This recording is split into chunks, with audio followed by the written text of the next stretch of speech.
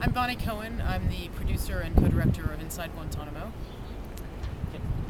Bonnie, much has made about the access that you guys have gotten. Could you go in a little bit of detail about government's participation in this, to really what you think your crew's most fascinating moments were, while they were filming, that you could tell our viewers about? Sure. In terms of the access, I think that the Pentagon granted access to National Geographic because they're a trusted, well-balanced, well-heeled organization, and so I don't think it's any accident that access was given to Geographic.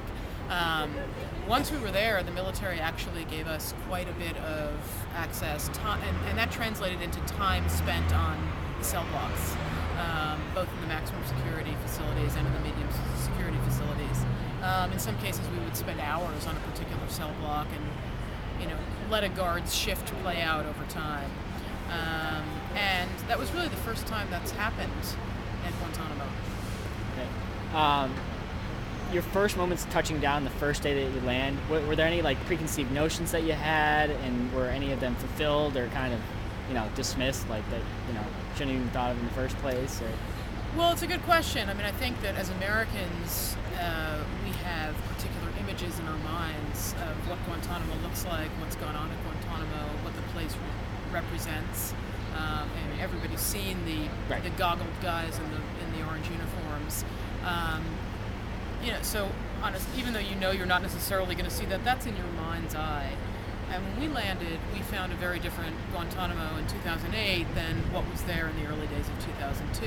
By now, it's been 7 years later, it's a well-oiled machine, it's a professionally run detention facility, and that's what we saw.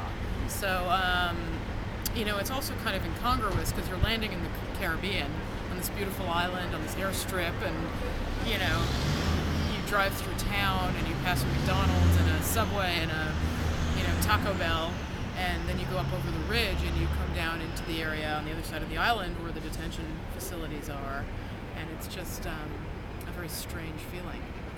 Okay. After seeing the complete film, was there anything that that you wish was included?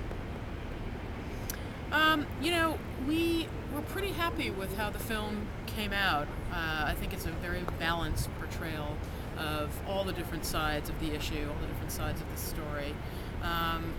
There were a couple of things that we captured that the military censored, one of which was a cell search of one of the detainee cells, some of the shackling procedures and detainee transport operations, things that really would give you a lot of knowledge if you watched it of exactly how the detainees are cared for and what the procedures are, and the military considers that classified.